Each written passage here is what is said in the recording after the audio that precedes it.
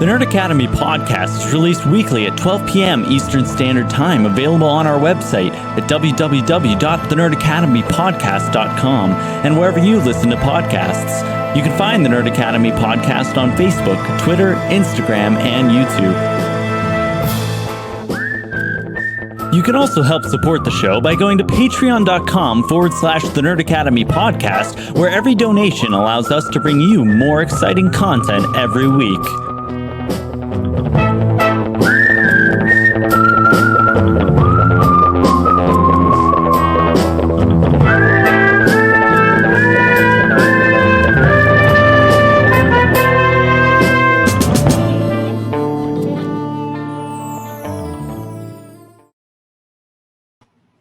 Hello there.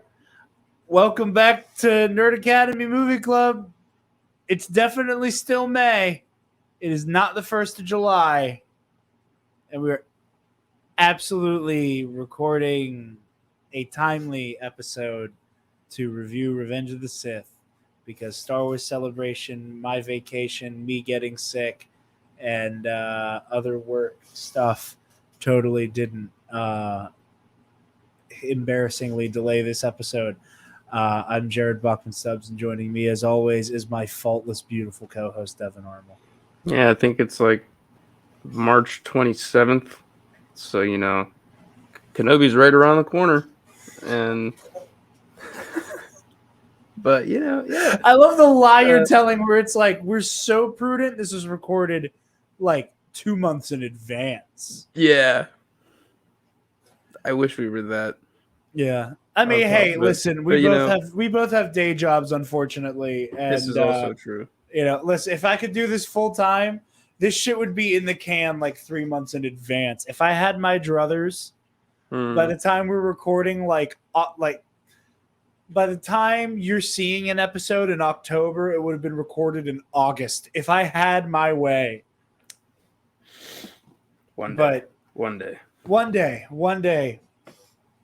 our schedules will be so lenient. But we are here to wrap up Prequel month, and I'm just going to say it now up top. July is going to be Spielberg month, Volume 1. It's going to be something that we return to. Obviously, there's a wide berth of movies from Mr. Spielberg himself. So that is just basically an endless well. And our first three are going to be the big three. We're going to be hitting E.T., Jurassic Park, and Jaws. And then August is going to be, again, provided nothing derails us, Back to the Future month. So we're going to do Back to the Future parts 1 through 3. I don't know why I said that like there was more than that. It's the Back to the Future trilogy. And I'm going to see if we can maybe do a bonus 4th episode, and I'm going to try to get a guest. I'm not going to make any promises whatsoever or specify that at all. But I have my fingers crossed we might be able to pull down a cool guest for that. Anyway, thank you to everybody for your patience. Sorry this did take as long as it did to get out. If there's one thing I appreciate about our viewers and about our fans, if that's the appropriate word to use, I want to take a shower after saying it, is that y'all are incredibly patient and understanding and lenient with our schedules, and the fact that our comment section, despite the fact that I know that most of the people who like watch one show watch all the other content on the channel, aren't like bashing down the door like where's Movie Club and making me feel bad about it. So thanks, guys. Anyway, Devin, we're talking Revenge of the Sith. Oh shit, we have a sponsor. Hold that thought. SundaysBloodyMary.com is your one-stop I can never say that. One-stop You used to have shop. it really good, really rolling off the tongue. I know. I get that one-stop and then I get mush mouth and I fuck it up. SundaysBloodyMary.com is the most badass Bloody Mary accoutrement in the galaxy. They got the award-winning back-to-back years Spicy Caesar mix. They have their mild mix, and they have their traditional mix, formerly known as the vegan mix. It's animal product free and is not as spicy as the spicy mix. They also have garnishes like their rim salt, pickled dilly beans, okra, and asparagus. I'm a big fan of the asparagus and a Bloody Mary. And they have merch like this cute little tomato heart hat, hoodies, shirts, and shot glasses. So go to sundaysbloodymary.com/shop. Use code TNAP at checkout, and you get 10% off your order. And you help out your favorite nerds while you do it, and get the best Bloody Mary mix you'll ever have in your damn life. Now, Devin, numbers. Star Wars: Revenge of the Sith came out in 2005. It is 2 hours and 20 minutes long. Directed by George Lucas, stars Hayden Christensen, Ewan McGregor, Natalie Portman, Samuel L. Jackson, and Ian McDiarmid. Has a 7.6 out of 10 on IMDb, an 80% on Rotten Tomatoes, and a 6.8 on Metacritic. The budget for this movie, $113 million. The box office, just under $870 million. Not too shabby. Not too bad at all. That and Phantom Menace, top two prequels, box office wise, and I think in any other conversation. But yeah, I feel like that's really impressive for 2005. Yeah, 2005 was a big year. 2005 was huge. Goblet of Fire Cars and Batman Begins as well. Oh yeah. Wow, we went in two different directions there. Very different directions. He went Cars. I went Batman. All of those movies killed it that year. And that was like, a couple years after Titanic, couple years before Avatar. Well, I guess this is lifetime gross. So it might not have been in the 800s back then. Whoa, holy shit. Time isn't real. The first Fantastic Four movie came out in 2005? That sounds right. I feel like Silver Surfer was I really thought that 07. was like 06, and then like 08 was Silver Surfer. Wow, okay, I was off on that. Yeah, How'd that Batman movie do? Begins. How'd that movie do? Hold on. People are like, finally, it's like 167.9 million. Fair, I guess. Let me make sure this is for the right one. Oh no, that's for Fant 4 Stick. I was just about to ask.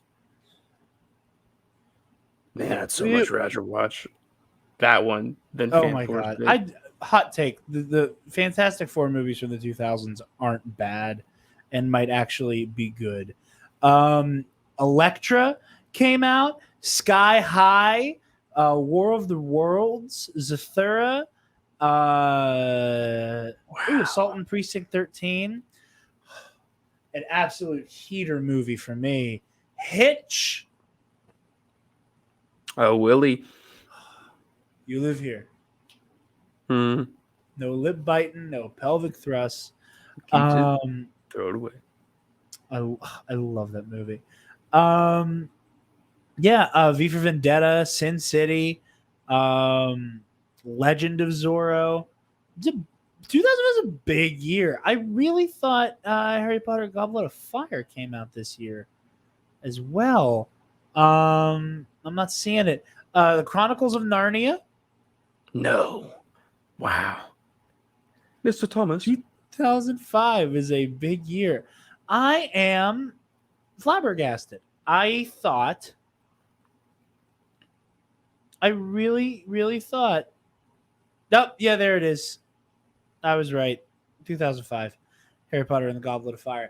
I remember that because I remember so distinctly because this is one of the first movies I remember seeing in a movie theater, Revenge of the Sith. I remember so distinctly during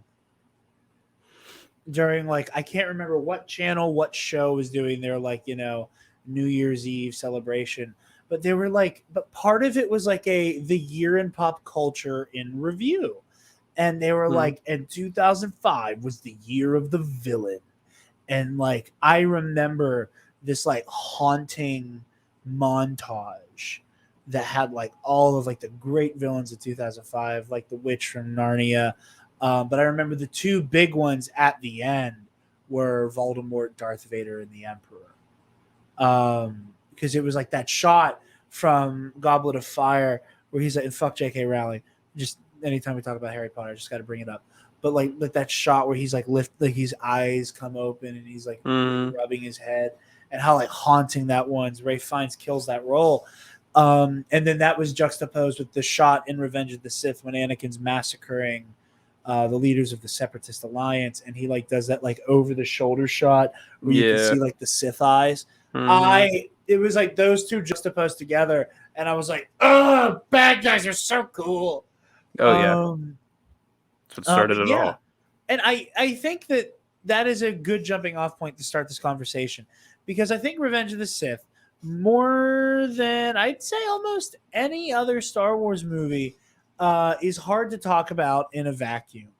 And I don't mean just because like it's a part of a like other movies are attached to it, but like so much of what makes Revenge of the Sith emotional for so many people is a reliance on the multimedia, transmedia nature of Star Wars.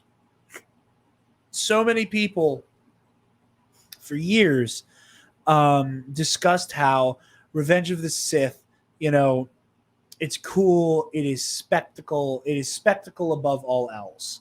And thank goodness that it has a good emotional core to it. But it is spectacle at its core. But like, Anakin's turn in a vacuum feels rushed. Obi-Wan and Anakin go from like a stepdad bickering with his, petulant child to like best buddies, more like brothers now. Seemingly out of nowhere. And then they fall apart, and you don't really get to enjoy their time as equals, as comrades. It's just, we're going to tell you that they're best buddies now, and then we're going to show you them falling apart. This movie benefits so much from the massive nature of Star Wars that, and again, trying to do like this show and not pretend that I know more about this shit than I do, and like not like turn this into a discussion of the end of the Clone Wars in like the fictional history, and keep it on target for the movie. That this show benefits so much from countless books, countless comics, the Clone Wars TV show. It's seven seasons of television. That I don't like using the term fix. I don't like the idea that the Clone Wars fixes the prequels. Maybe it's the prequel kid in me.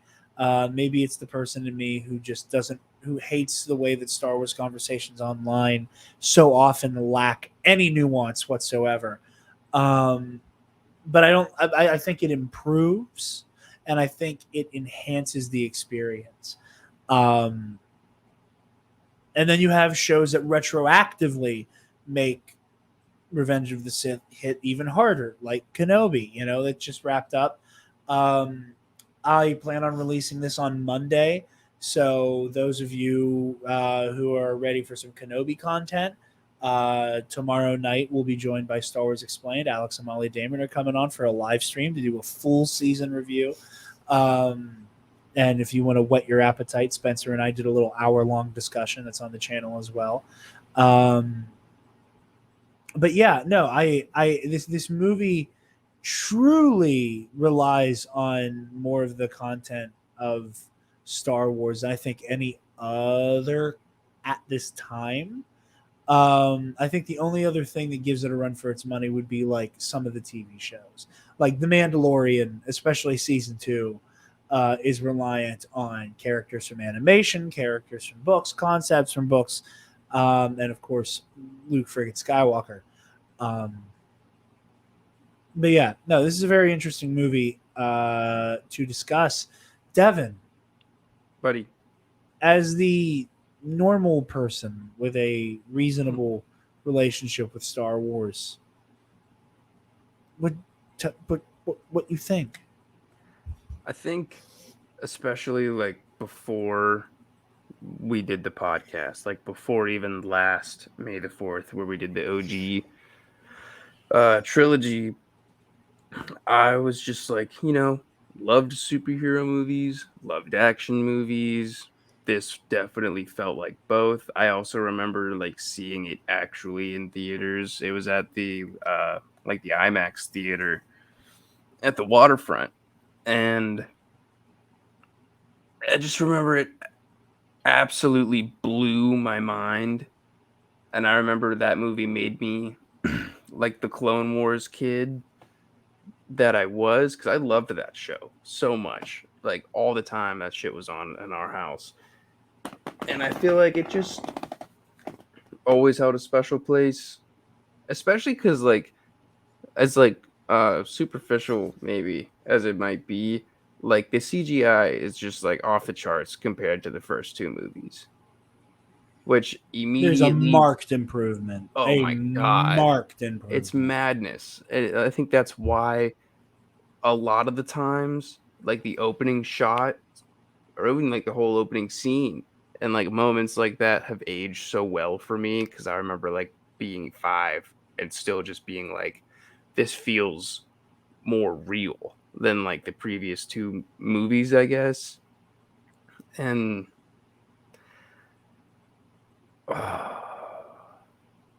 you're definitely right about Kenobi and how like the show just like made that richer, because obviously we actually did not film this episode before Kenobi came out as we planned, but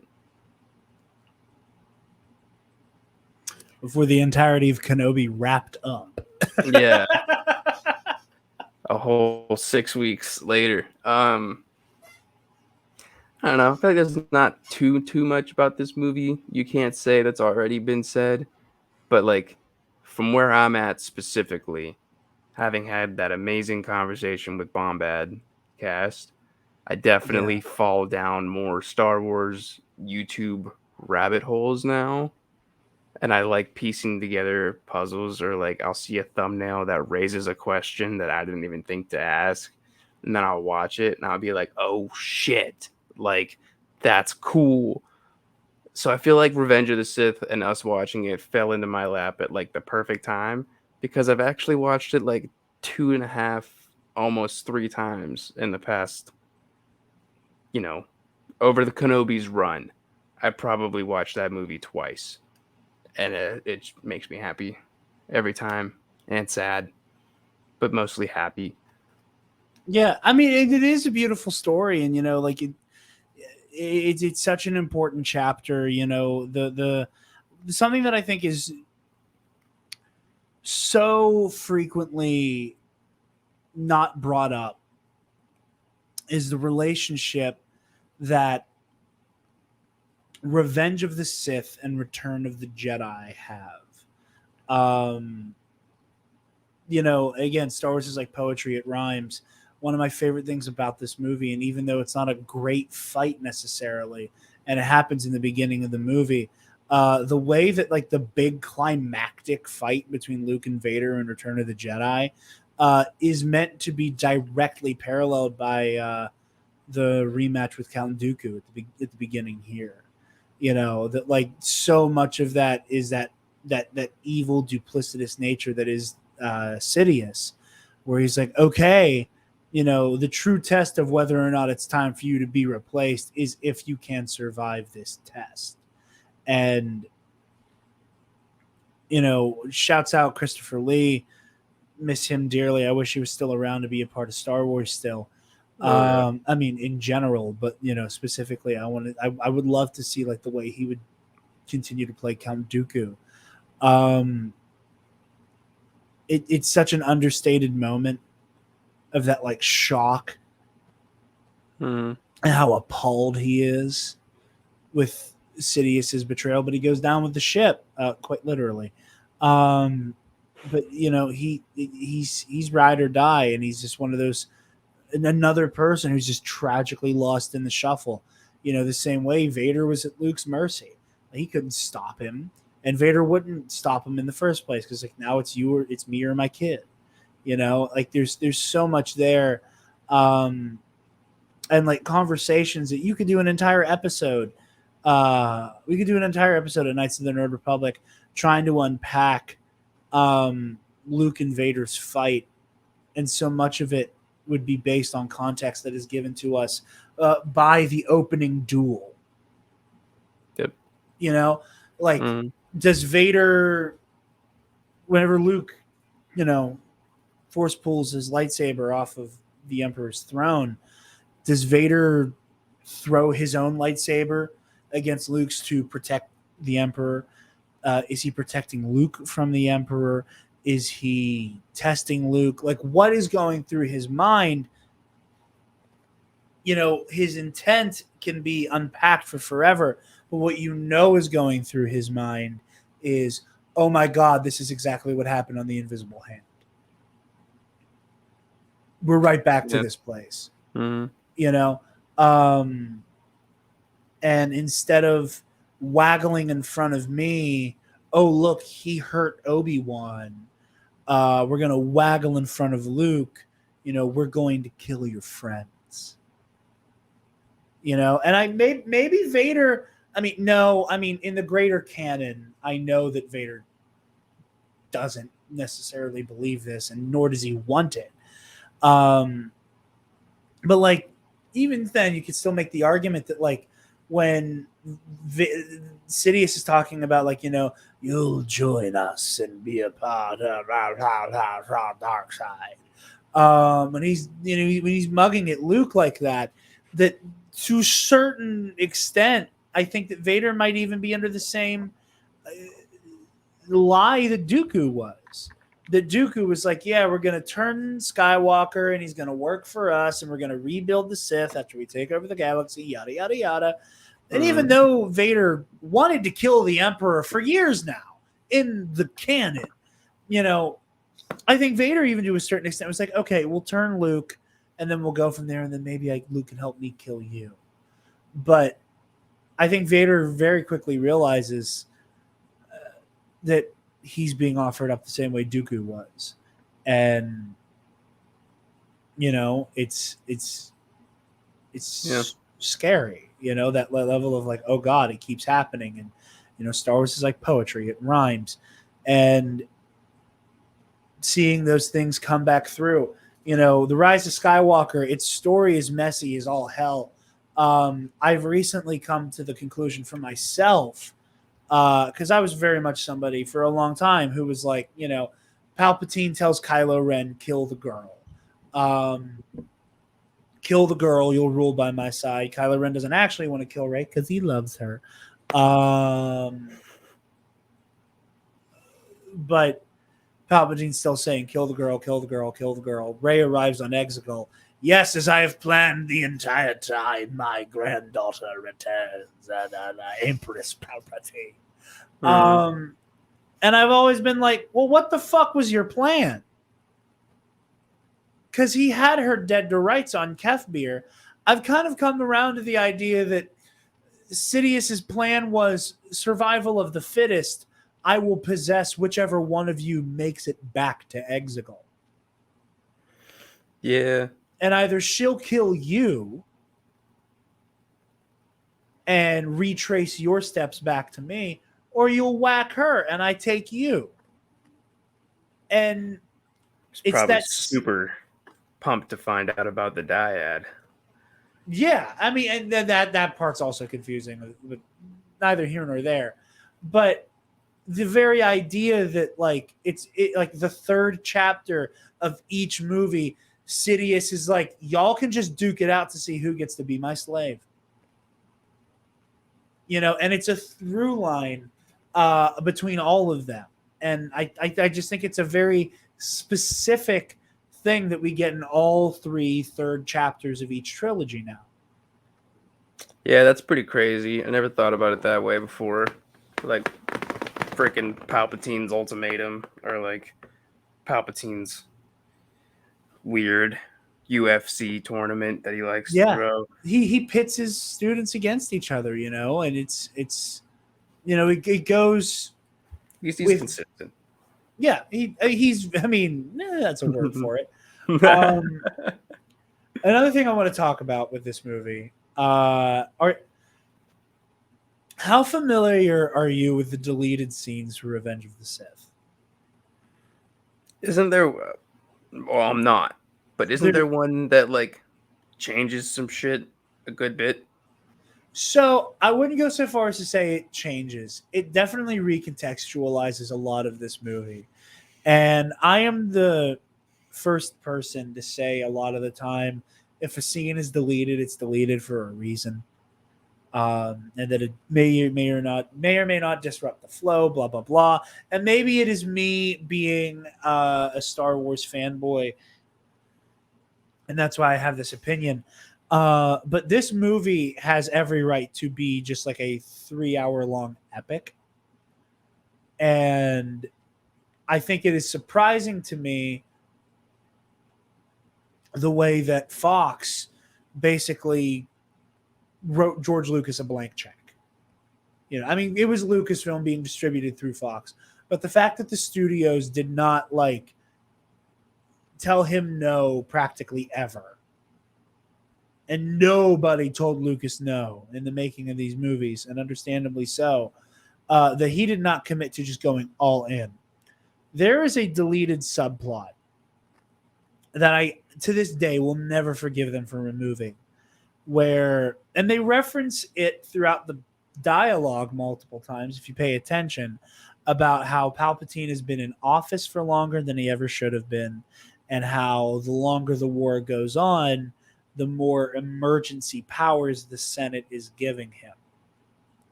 And how he's slowly becoming more and more powerful. There was a subplot where Padme, Bail Organa, and Mon Mothma and a handful of other senators formed, I think it was like the delegation of 100 or the delegation of 1,000. It was something like that, to basically go to Palpatine and be like, hey, we're at a point in the war where I think we might be able to negotiate with the Separatists. We might be able to negotiate with the Confederacy, and trying to appeal to his better nature and get him to give up these emergency powers. They're like, the Chancellor is officially way too powerful, and the odds of him actually stepping down once the war is over seem slim to none. The Jedi are also incredibly disturbed by what's going on with Palpatine, and are on the same wavelength as the delegation.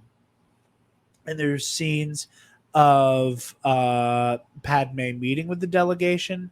There's a deleted scene where Obi-Wan comes to visit Padme's apartment because Anakin is acting strange. And Obi-Wan basically says to Padme, listen, y'all haven't been hiding shit from me. I know. And we got to figure something out here soon. Now's not the time because we have a war to win. But I know. And I love you both. But I know. And Padme kind of confides in Obi-Wan about everything going on with the delegation. And she's also aware that Anakin is like completely up Palpatine's ass. And there's a scene, it's in the novelization of Revenge of the Sith, and it is in, I believe, one of the deleted scenes where they're talking about, like, well, what if we had, like, a Jedi as part of the delegation as well? And Padme's like, I know one. And she's, like, fraught with guilt because the Jedi she's like, I trust to be a part of this is Obi-Wan. I bet, yeah. And not Anakin. And, like, how she's kind of fraught with guilt. And, like, there was going to be a subplot where Palpatine was trying to convince Anakin that, like, Padme was fucking Obi-Wan.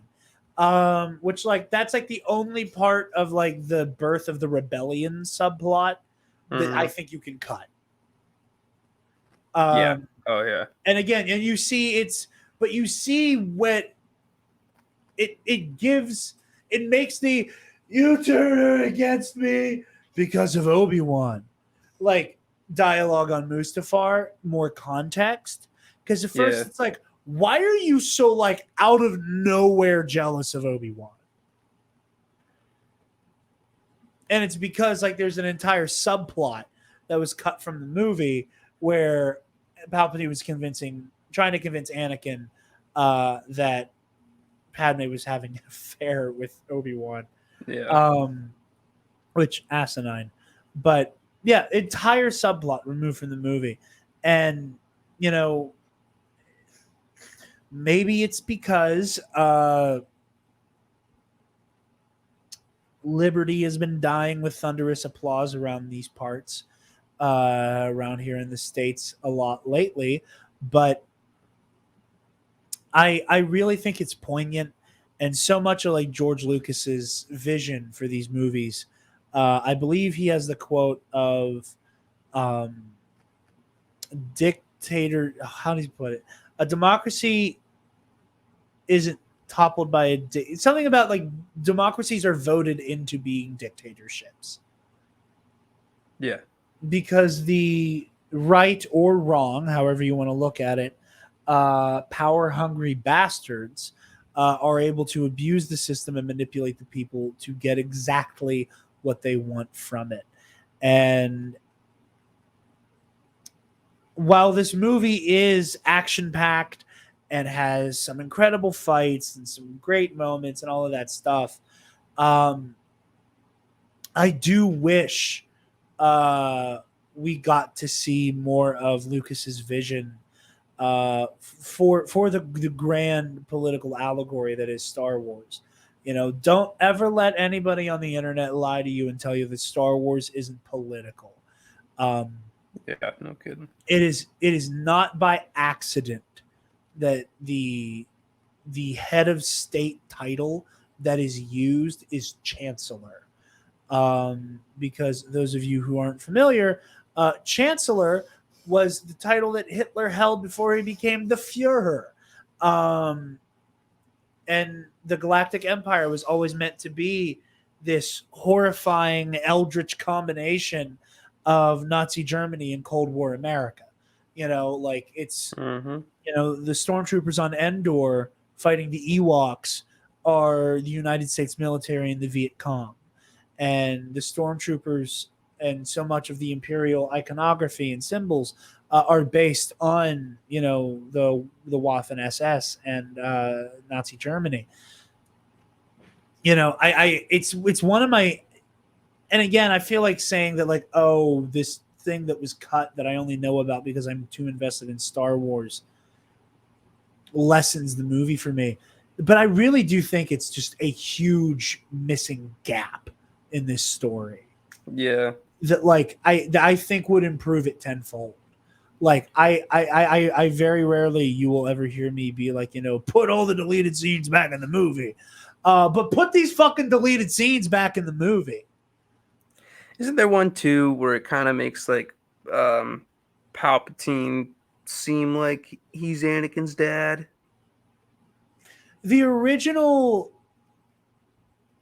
it was in an earlier draft of the movie where they go with that interpretation. But it's also left ambiguous.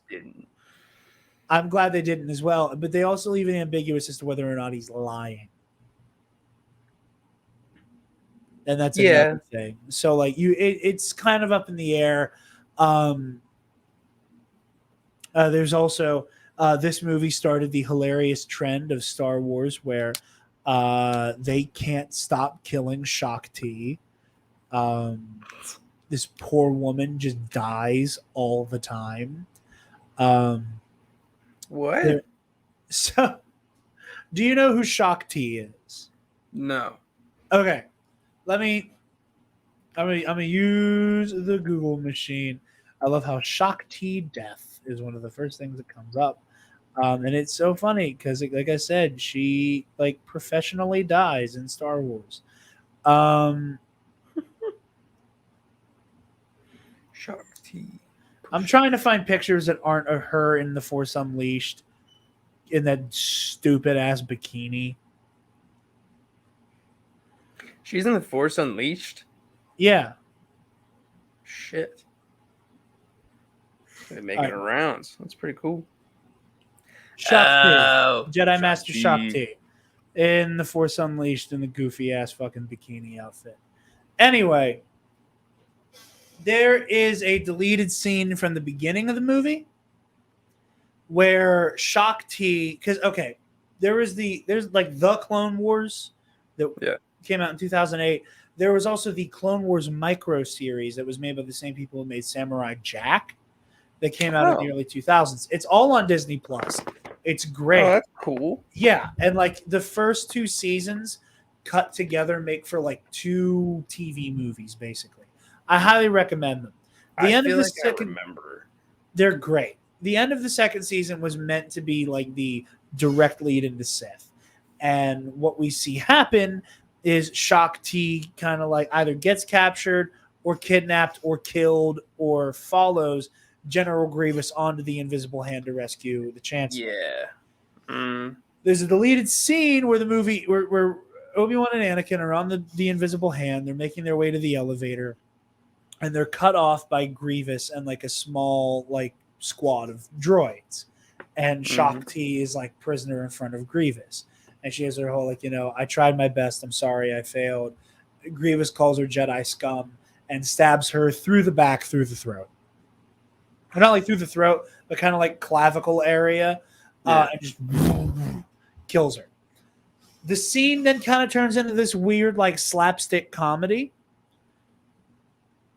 Where Obi-Wan and Anakin, and by that I mean Hayden Christensen and Ewan McGregor, do this weird like improv of them like speaking in code and like stroking their beard and like doing these weird hand signals for like, here's what we should do. And then they escape the droids, blah, blah, blah. And then I don't know what order they decided to move this shit around in. But the special effects, for the most part, for the Grievous killing Shock T deleted scene is finished. Like, Grievous is fully rendered battle droids. The effects are done for that part. The after they escape part's still unfinished, but there was another version, and I believe this is also in the novel, where Shock T is in deep meditation when the attack on the Jedi Temple begins. And like the disturbance in the Force is so great that she can't wake up from her meditation. And then Anakin comes up behind her and then stabs her through the back. Just like Grievous does. So there are 2 different deleted scenes where where Shock T gets killed in this movie. And then in the Clone Wars, which is the image I have up here, in the Mortis arc during Anakin's like premonition of what the future will be, all we see is a blue lightsaber blade kill Shock T. So whether that's Grievous or Anakin, we don't know. And then obviously in The Force Unleashed, you kill her as the player at Vader's behest. Star Killer. Yeah. But yeah, no, the deleted scenes of Revenge of the Sith are a treasure trove. But yeah, I'm gonna talk for a minute, Devin. Before I move into like the action, like, and the fights and stuff. Not like a knock against our show or anything, but like a Star Wars review episode, I feel like largely has somewhat of a format to it, where like we talk about it as like a movie, and then we talk about it as Star Wars for a while and how it affects this and implicates that. And it's just like, my love for the franchise has grown so much since we started, to the point where like I automatically now am just like, cynicism's dialed way back, and more like let's explore is way open, I guess to say. You should rewatch Return of the Jedi tonight. I've been on like a Star Wars kick. I recently watched Rise of Skywalker. I probably should have watched maybe the whole like latest trilogy and like been able to understand that better. But like, I don't know, Rise of Skywalker, even as a movie, I wasn't like that crazy about it. But as like someone that enjoys Star Wars, I'm just like, whoa, what? That's crazy. Like, this is so cool. Or like, yeah, just all of those things. But like, one thing I will say is that in my deep dive in Star Wars on YouTube, little rabbit holes, a God lot bless you. of them are like, some of them are like, what would have happened if like Qui-Gon lived? Or like, some of them are like, what would have happened if Anakin uh, didn't save Palpatine from Mace? Or what if Anakin killed Palpatine himself when he found out he was a Sith Lord? Entire podcast episodes to be Yeah. dedicated to that. And just how like largely like Anakin still has like a destructive path or like an incredibly misguided path. And I'm also glad that you and I have talked about it a couple times and like really solidified in my mind like, yep, Anakin is the chosen one. Cuz it just like it propels so much shit that you see like consistently throughout like 1 through 6 and even in Kenobi. Like when I texted you and was just like, spoilers for Kenobi, by the way. Whenever like he just kind of like walks away from Vader after he's like crying and like Vader kind of gave Obi-Wan permission to like forgive himself a little bit and he just left him. And I was like, I was obviously very just like, I know they both have to live, but like, why did you do it like this way? Like, this feels like not cool. But then I'm just like, oh, sure, Obi-Wan had a moment where like, I don't need to kill him. I shouldn't kill him. He is the chosen one. Maybe he'll fix this all someday. It's really funny you mentioned that because Obi-Wan does not think Anakin is the chosen one at this point. After what happens on Mustafar, in Star Wars Rebels, he's on the record as saying that he thinks it's Luke. That's right. Against Maul. Yeah. Is he the chosen one? Yes. Then he will avenge us all. Well, then fuck me. Never mind. Well, no, but there is a beauty to that where like Obi-Wan does not have it in him to kill Anakin, you know, and it's that brotherhood and it's that restraint and that mercy, and yeah, grace. but he even says then my friend is truly dead. Like, That doesn't mean he has it in him to do it though. damn. And I know that that's a different discussion, but like Obi-Wan, you could have saved a lot of lives twice. I put that on Twitter. The Obi-Wan Kenobi finish the goddamn job challenge, where like he doesn't he lets Vader get away. He lets Maul. He wasn't able to like actually kill Maul for like 30 fucking years. He didn't try to kill Reva himself. I'm glad he didn't, by the way, because Reva's. Yeah. I mean, Reva's competing with Darth Vader in this show, and she's one of my favorite characters. They didn't kill Reva, and then there's a character from Legends who he has a tussle with between episodes 3 and 4, who then hundreds of years later becomes like a Sith so evil he makes Palpatine look like a pussy. And it's again just like Obi-Wan, you're an amazing Jedi. Kill one person. I just need to know that you can do this one time, because you keep letting a lot of violent people get away with some shit. That was pretty frustrating. I was expecting there to be like some sort of really big reason, or at least like a really safe assumption by either one that the other's dead. And like, I don't know. Especially whenever Vader smiles at him through like the cracked helmet, like little tear for Papa, and then just a smile. It's like, nah, it's all fucked up. I'm gonna keep like pedal to the metal down this evil track for a bit. And I don't know. It's frustrating, but it's also like, I guess it's that, but there's also a level of pity there. And again, like this is just subtext you get from, they're not even subtext, it's text in the book. The novelization, the reason Obi-Wan doesn't finish him on Mustafar, which like is just, again, it's so heavy. And if you love this movie, get yourself an Audible subscription or listen to it for free on YouTube. The Revenge of the Sith novelization, holy God. So much of that deleted subplot I was talking about is still in there. And you really get inside of a lot of characters' heads in a really deep and intimate way. But Obi-Wan's like internal monologue in that scene in the novel and in the screenplay from which the novel is based on, he senses the Emperor coming. Like he feels like a dark presence fall over Mustafar. He's like, oh shit. Yeah. I'm running out of time. I need to get back to the landing pad. And I wonder if he thinks Yoda failed. Or yeah, like Yoda that's might be something that I dead. would love to unpack. That like, did Yoda even survive if I can feel the Emperor? Because Sidious isn't hiding his own presence in the Force anymore. That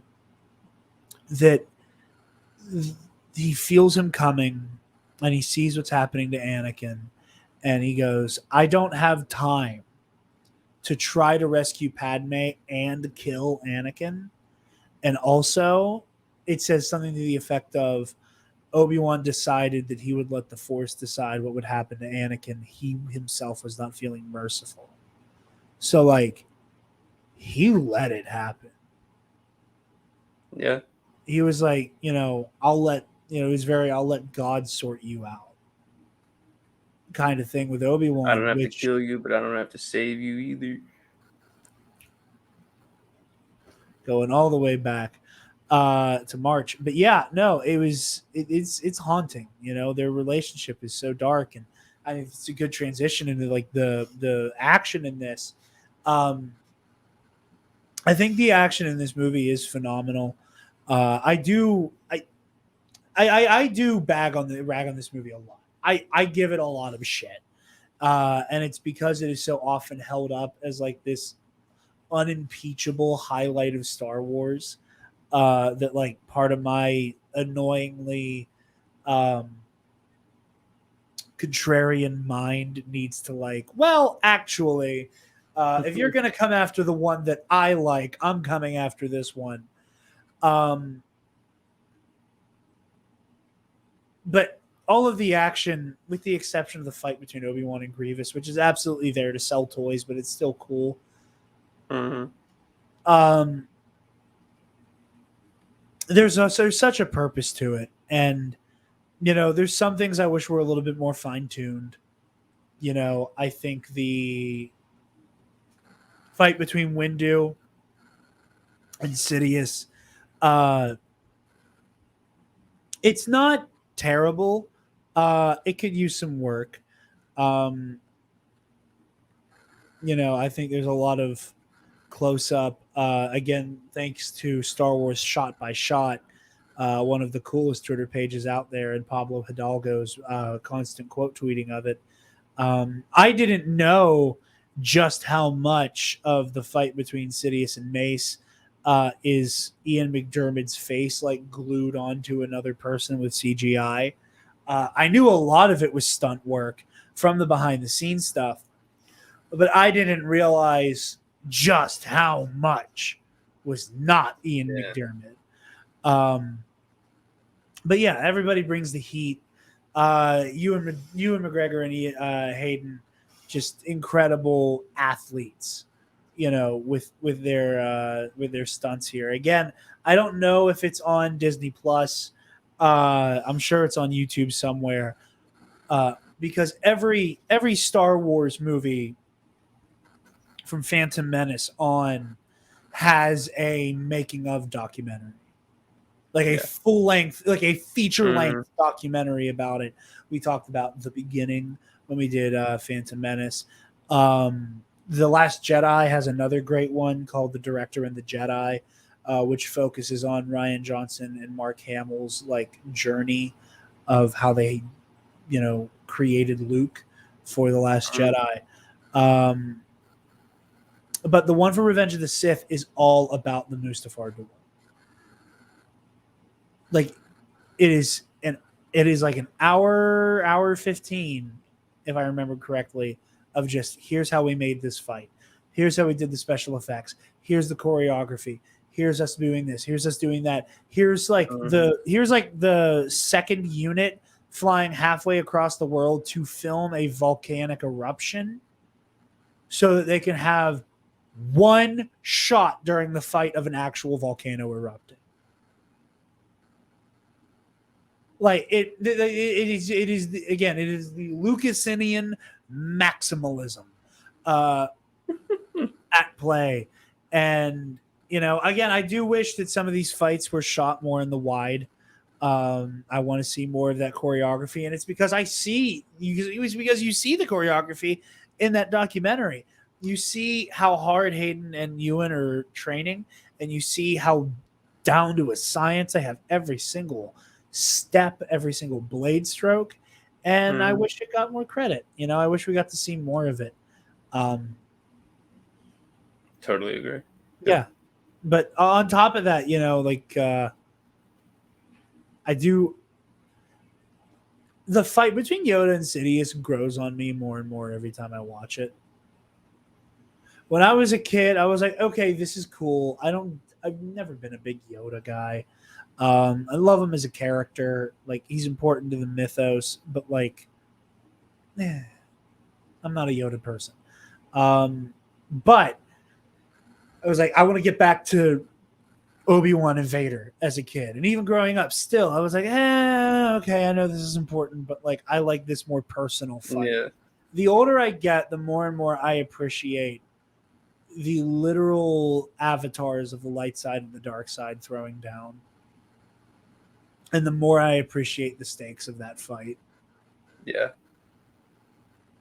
It's so good. And again, I love the way that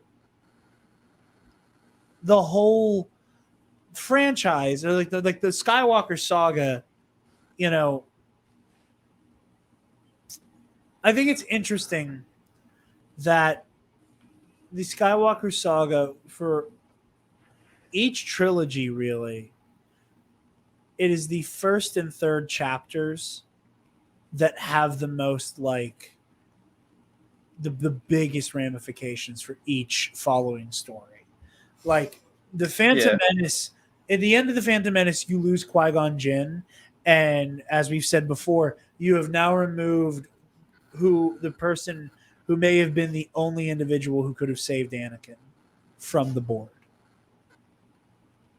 And now things are going to happen the way they happen.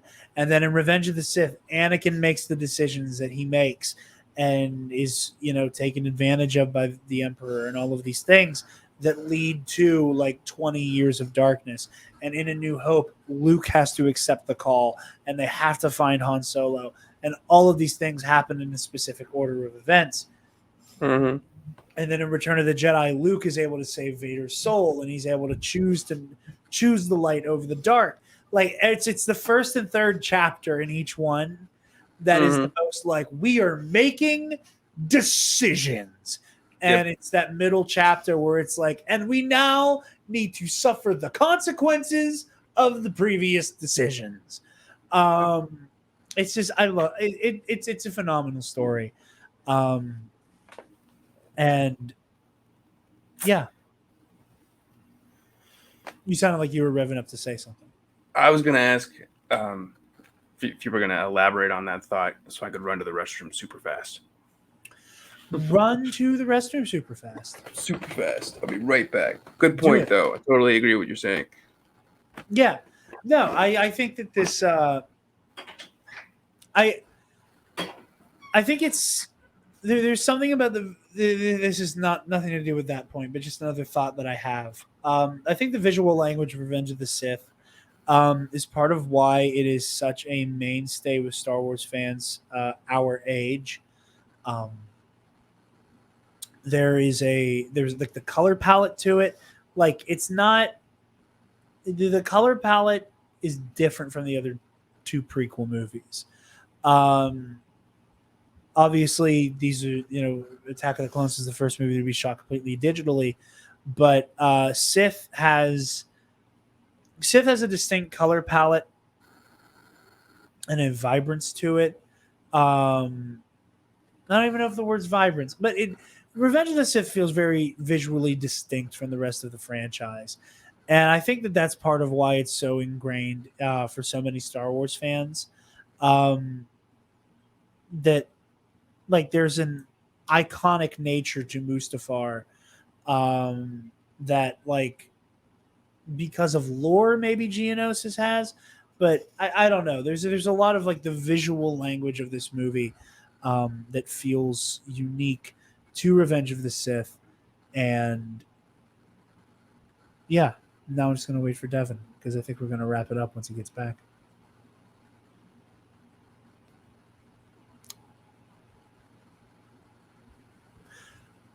While we wait for Devin, I don't know why the conversation is centered on deleted scenes so much. I think I hear him coming, but I do think it's interesting. Again, just as more of like a trivia thing. Did you know the scene where Yoda is meditating on Polis Massa and his eyes just kind of like slowly open was originally supposed to have Qui-Gon Jinn speaking to him, and even had lines recorded by Liam Neeson for that. And they just removed those lines from the movie.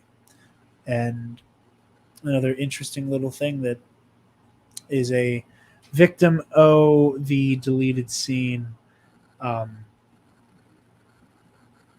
I think is an interesting decision, to say the least. And now I wait for Devin.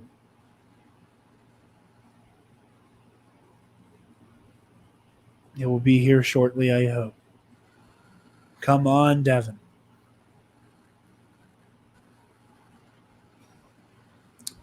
Anyway, well, while we wait for Devin, I do want to again thank everybody for their patience. This was hard getting out. Scheduling has been tough, and it has been. Devin and I both have been trying to figure out how to make this happen. And when schedules aligned, I was sick. He wasn't feeling great, and oh my goodness, there he is. Question. Yes. So, how long do you think that Qui-Gon was in communications with Yoda before he told Obi-Wan at the end of Episode 3?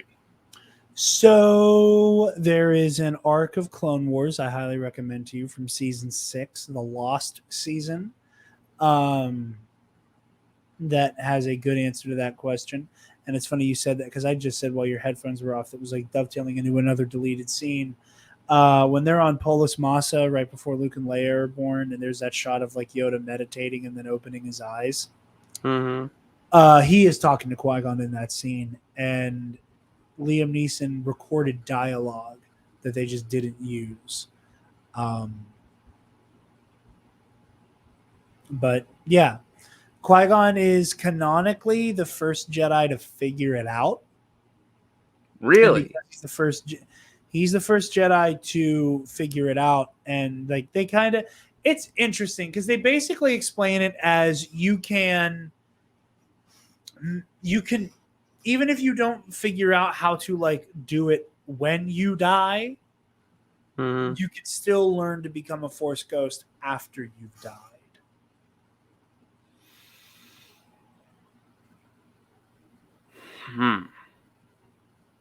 Because at first, Qui-Gon could only manifest himself as a voice. He couldn't That fully I do had the ghost heard. thing.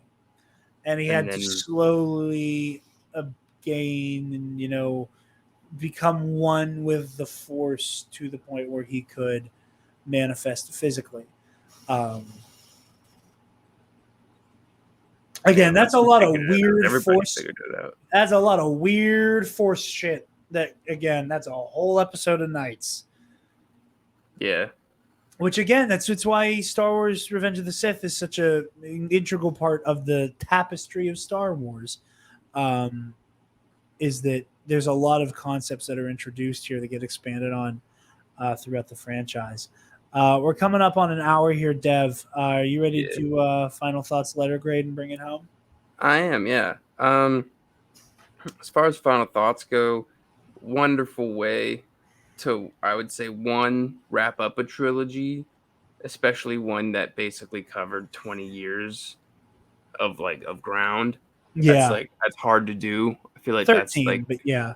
13. Yeah, I feel like overall, like that's a feat. Like that's an accomplishment, and to tie it into, I think, pretty well, still giving like that 20 years of breathing room between A New Hope and where we leave off here, and of course all the projects in between and whatnot. I just think it definitely felt like there was a lot of care that went into like this timeline, the story that they wanted to tell. Well, George wanted to tell, and way to just make the last hour of that movie just echo throughout. There's so much influence. Yeah. I don't think that can go unsaid. Political elements of the movie, I definitely, it's so, I don't know why, but it's light. It's way easier to grasp than in Phantom Menace. Some of the like political things that are going on, I feel like definitely like the end of episode 2 and then all of episode 3 are very like smart ways to use politics, if that makes sense. Like I feel like that like the political side of the story is really like more digestible. I don't know. Maybe that's just a me thing when we were watching Phantom Menace. I But think that there's something to be said for, and pardon me from getting on my soapbox for a minute here. I think it's because we societally don't recognize the early stages of a decline into fascism and authoritarianism. That those kinds of like the government failed us, like nightmares that facilitated something like the Naboo crisis. Um, like we as a society just go, oh no, people fucked up. That can't happen again, and don't recognize it as the system actively decaying on us, and people deliberately uh, putting their fingers on the balance. Um, yeah, but oh no, a bad thing happened. I'll give you these power, this governmental authority back, I promise.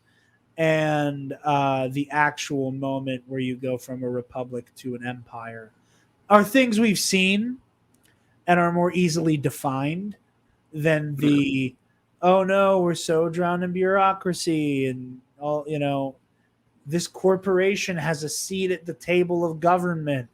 It's more abstract and something that we societally don't acknowledge very well, and mm,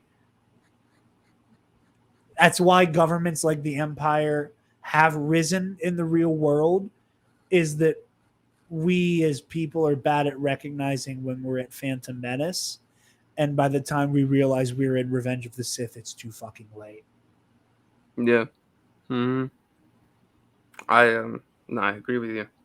I think it's I think it's cool that there were so many like independent objectives at play. Like you have Yeah.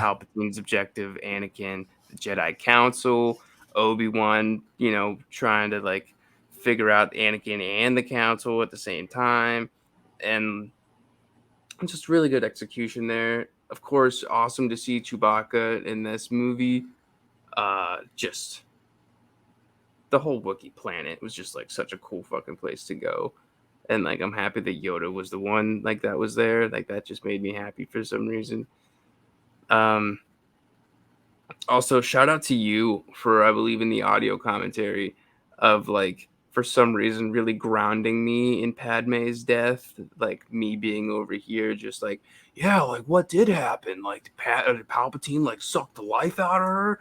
And you're just like, bro, she's pregnant, probably had heat stroke, and like, immediately, like, was choked and then had to deliver 2 fucking babies. Like, yeah, man, like, it's not completely out of the question she didn't make it. So like that definitely.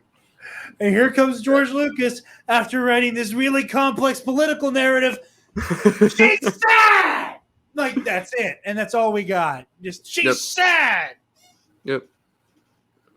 My main villain is this eldritch abomination of Bush and Hitler. And this is like really deep and complex. Also, she died of a broken heart.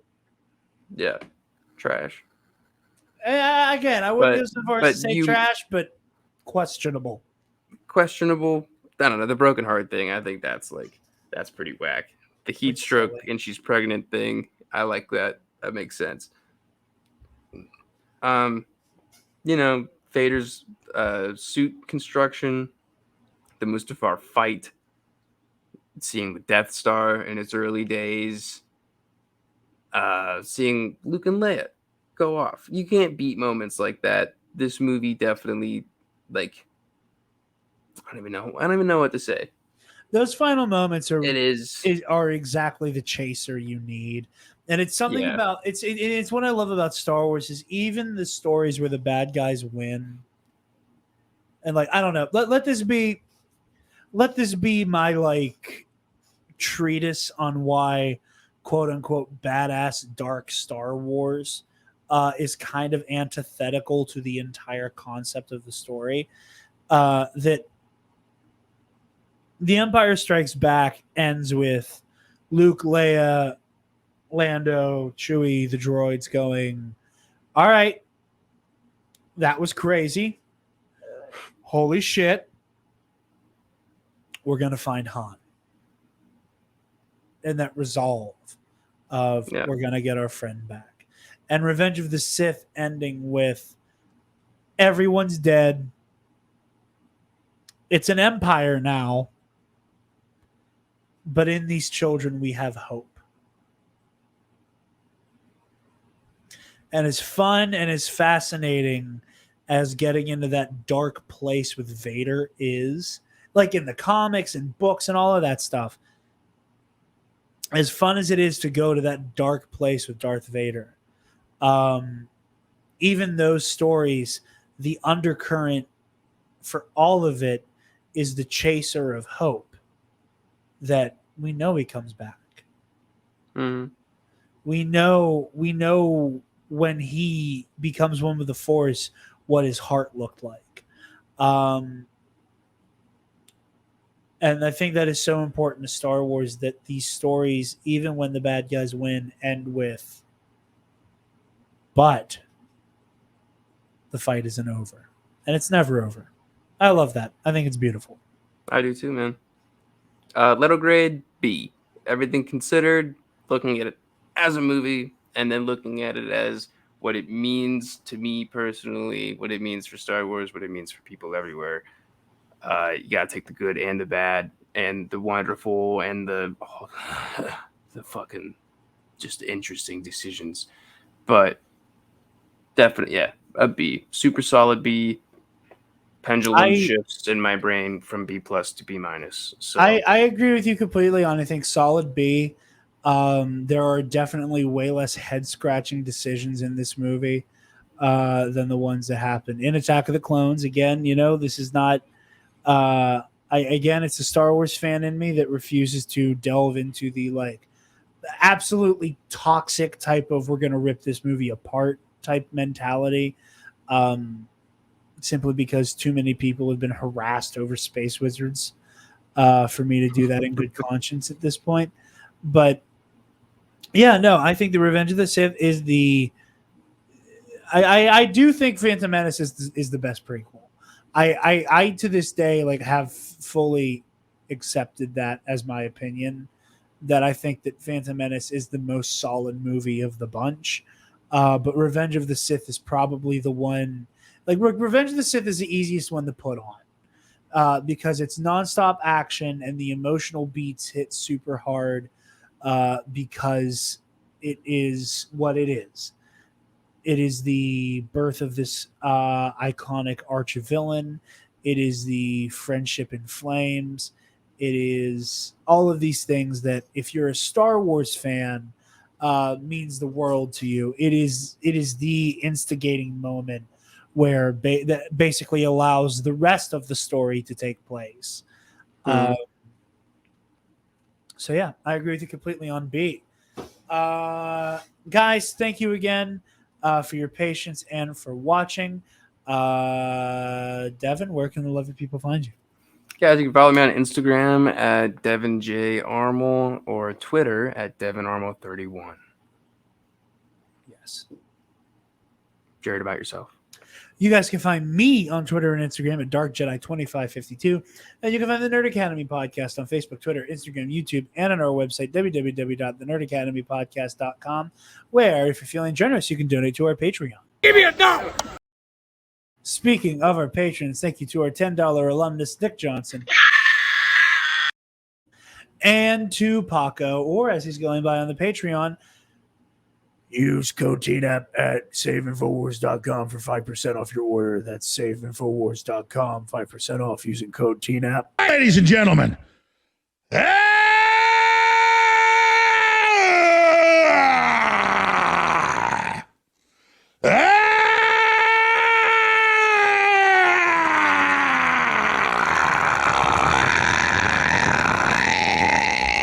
From the front lines of the information war, it's Alex Jones.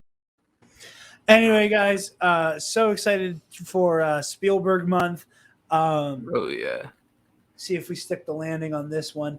But yeah, thank you to everybody. Be sure to check out the TeePublic for some merch and all of that stuff. And yeah, thank you all so very much for watching and listening. And cut. Stop!